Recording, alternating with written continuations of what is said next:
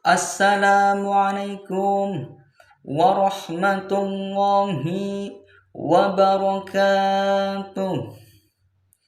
Halo guys, welcome back bersama saya lagi di channel Hamzah ya guys.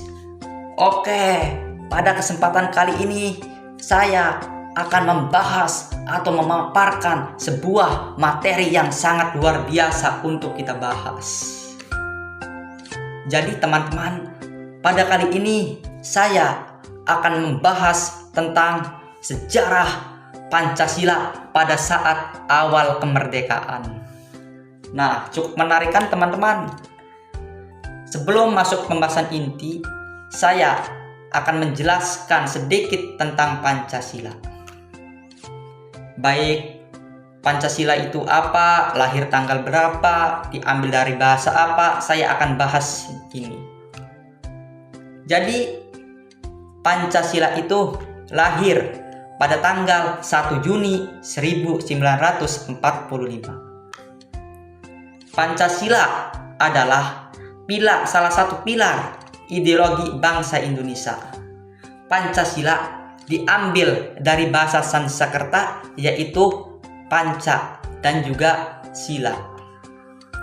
Panca yang berarti 5, sedangkan Sila yang berarti prinsip atau asas. Jadi Pancasila adalah 5 dasar dari Negara Kesatuan Republik Indonesia yang berbunyi, yang pertama ketuhanan yang Maha Esa, yang kedua kemanusiaan yang adil dan beradab, ketiga persatuan Indonesia, dan yang keempat kerakyatan yang dipimpin oleh hikmat kebijaksanaan dalam permusyawaratan perwakilan, yang kelima keadilan sosial bagi seluruh rakyat Indonesia. Nah, pada isinya itu terdapat 5 pokok. Dalam 5 pokok tersebut banyak sekali makna-makna yang harus kita ambil atau kita implementasikan dalam kehidupan sehari-hari. Nah, makanya para tokoh-tokoh pahlawan tidak semena-mena merumuskan Pancasila tersebut melalui musyawarah dan mufakat yang cukup panjang sehingga menghasilkan Pancasila. Pancasila merupakan rumusan dan pedoman kehidupan berbangsa dan bernegara bagi seluruh rakyat Indonesia. Jadi Pancasila adalah pandangan hidup bangsa Indonesia yang harus kita implementasikan nilai-nilainya dalam kehidupan sehari-hari, baik di lingkungan keluarga, masyarakat, sekolah, dan juga lain-lain. Pokoknya semuanya harus kita implementasikan Pancasila. Karena Pancasila ini membentuk suatu kepribadian yang cukup bagus bagi umat manusia. Contohnya sila pertama, ketuhanan yang Maha Esa. Ketuhanan yang Maha Esa ini cukup luas maknanya, yaitu toleransi terhadap agama, sesama agama yang ada di Indonesia. Agama di Indonesia itu cukup banyak, bukan hanya satu di Indonesia agama itu. Bukan hanya Islam saja, tetapi juga masih banyak lagi. Jadi kita itu harus bertoleransi, harus menghargai agama-agama tersebut. Jangan kita tidak bertoleransi terhadap agama tersebut. Nah, jadi sebelum kita masuk pembahasan inti lagi, jangan lupa subscribe, comment, and like. Baik, tanpa berlama-lama kita masuk ke pembahasan sejarah Pancasila pada saat awal kemerdekaan ini. Jadi materi ini sangat luar biasa ya guys, tonton sampai habis, jangan di skip-skip. Indonesia resmi sebagai bangsa sejak diikrarkan Sumpah Pemuda tanggal 28 Oktober 1928 yang merupakan janji luhur para pemuda Indonesia dari berbagai daerah, suku, dan agama untuk menjadi satu bangsa, satu tanah air, serta menjunjung bahasa persatuan, yaitu bahasa Indonesia. Sejak tahun 1942, Indonesia dikuasai oleh Jepang, yang dimana pada saat itu Jepang terlibat dalam Perang Dunia II sebagai lawan sekutu. Kemudian, menjelang tahun 1944, dalam Perang Dunia II, Jepang mulai mengalami kekalahan di berbagai medan perang di Asia Pasifik. Dan di waktu yang sama pula, bangsa Indonesia juga terus melakukan perlawanan terhadap Jepang, sehingga posisi Jepang di ujung Asia Tenggara semakin terdesak. Oleh karenanya, untuk meredam perlawanan dari bangsa Indonesia, maka Jepang membentuk berbagai organisasi dan menggait tokoh nasional. Bahkan Jepang juga memberi janji kemerdekaan yang dikenal dengan Janji Koiso, agar bangsa Indonesia bersedia membantu dan mendukung Jepang dari berbagai aspek dalam melawan sekutu. Untuk lebih meyakinkan bangsa Indonesia akan janji itu, maka tanggal 1 Maret 1945, Jepang mengumumkan akan dibentuknya BPUPKI, singkatan dari Badan Penyelidik Usaha-Usaha Persiapan Kemerdekaan Indonesia. Badan ini baru terbentuk tanggal 29 April 1945 dan anggotanya mulai resmi dilantik tanggal 28 Mei 1945. Keesokan hari dari pelantikan itu, yaitu tanggal 29 Mei 1945, dimulailah sidang pertama BPUPKI yang membahas tentang landasan negara dan dasar negara Indonesia Merdeka. Sidang ini berakhir sampai tanggal 1 Juni 1945. Dalam sidang pertama BPUPKI, diisi oleh beberapa tokoh yang mengemukakan gagasannya tentang konsep negara. Sesuai kesepakatan, tokoh yang berpidato pertama ialah Muhammad Yamin. Secara lisan, Yamin mengusulkan rumusan dasar negara sebagai berikut. 1. Peri kebangsaan, 2. Peri kemanusiaan, 3. Peri ketuhanan, 4. Peri kerakyatan, dan yang kelima, kesejahteraan rakyat. Selain secara lisan, Yamin juga mengusulkan dasar negara secara tertulis yang disodorkannya kepada tim penyidik. Namun, Yamin tidak memberi nama secara khusus untuk kelima usulannya tersebut, baik yang secara lisan maupun tulisan. Keesokan harinya, yaitu tanggal 30 Mei 1945, beberapa tokoh Islam seperti Kiai Haji Wahid Hashim, Ki Bagus Hadi Kusumo, dan Kiai Haji Kahar Mozakar mengusulkan agar dasar negara yang dipakai nantinya adalah dasar Islam, mengingat sebagian besar penduduk Indonesia beragama Islam. Tapi Muhammad Hatta juga mengusulkan agar negara yang terbentuk merupakan negara yang berdasarkan persatuan nasional, bukan berdasarkan satu agama tertentu saja. Kemudian tanggal 31 Mei 1945, yang mendapat giliran berpidato ialah Profesor Dr. Supomo. Berbeda dengan Yamin, sebelum mengemukakan gagasannya, terlebih dahulu Supomo memaparkan 3 teori sebagai berikut. 1. Teori individualistik, 2. Teori golongan, dan yang ketiga teori integralistik. Dalam hal ini, Supomo menolak negara individualistik dan negara golongan, namun lebih cenderung kepada negara integralistik atau negara persatuan. Sehingga Supomo mengusulkan rumusan 5 besar dasar negara, yaitu persatuan, kekeluargaan, keseimbangan lahir batin, musyawarah, dan keadilan rakyat. Namun setelahnya, Supomo juga tidak memberi nama secara khusus untuk kelima usulannya tersebut. Kemudian pada hari terakhir sidang, yaitu tanggal 1 Juni 1945, tibalah giliran Soekarno menyampaikan pidato yang disampaikannya tanpa teks.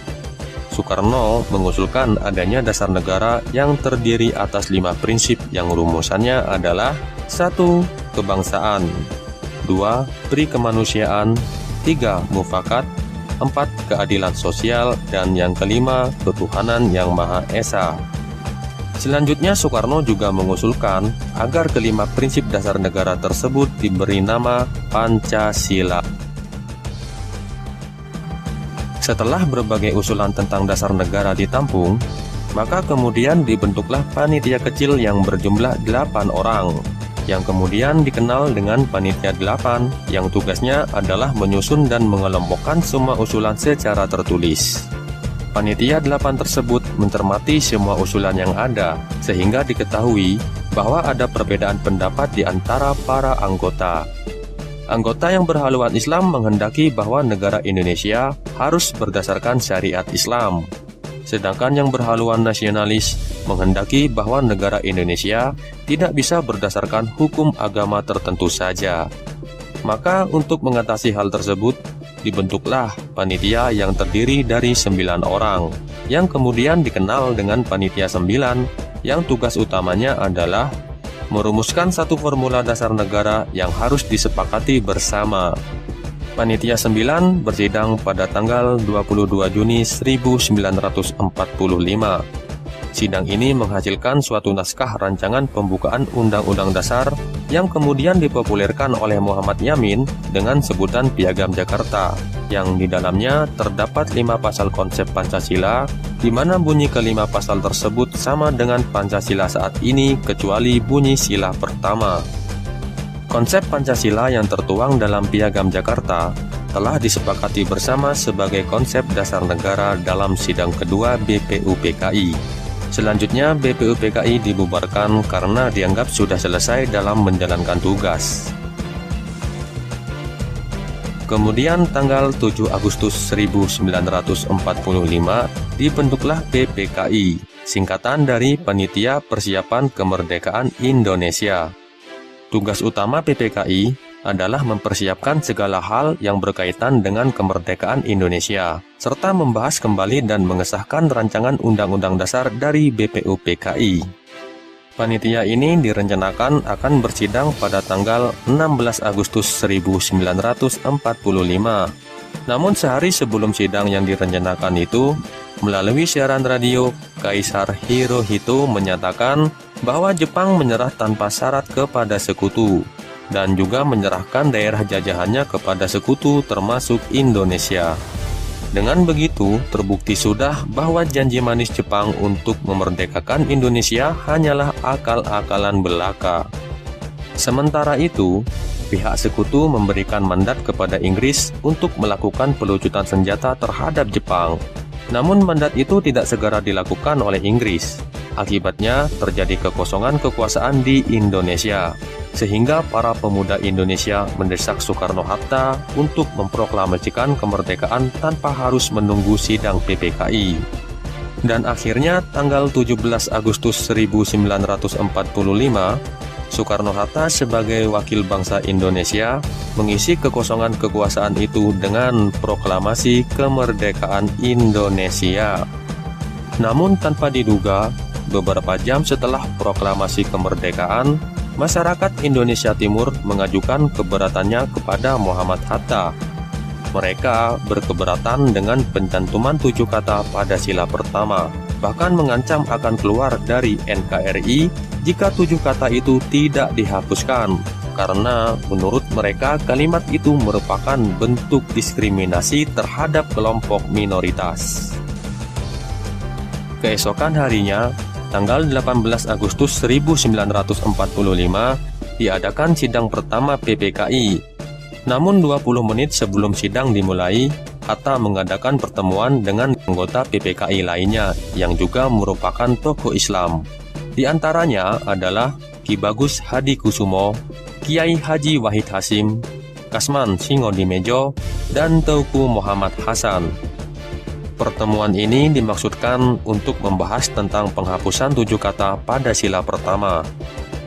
Demi menjaga persatuan dan kesatuan NKRI yang baru saja berdiri, dengan kebesaran jiwanya, para tokoh Islam Indonesia ini merelakan dihapuskannya 7 kata sakral dalam Piagam Jakarta tersebut, yang kemudian digantikan dengan kalimat Ketuhanan Yang Maha Esa, yang merupakan redaksi yang diajukan oleh Ki Bagus Hadikusumo.